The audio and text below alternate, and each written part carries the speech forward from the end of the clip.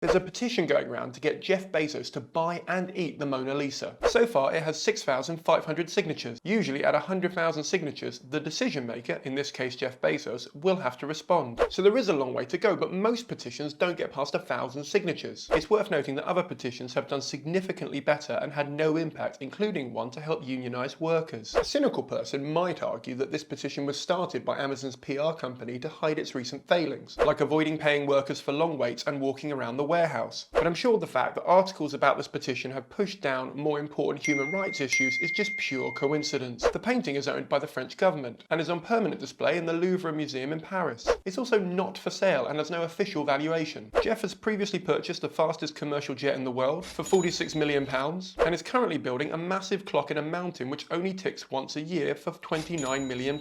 So it's not outside of his wheelhouse to buy stupid things. And judging by the Mona Lisa's smile, she's been eaten before. Like, follow and subscribe for more comedy videos.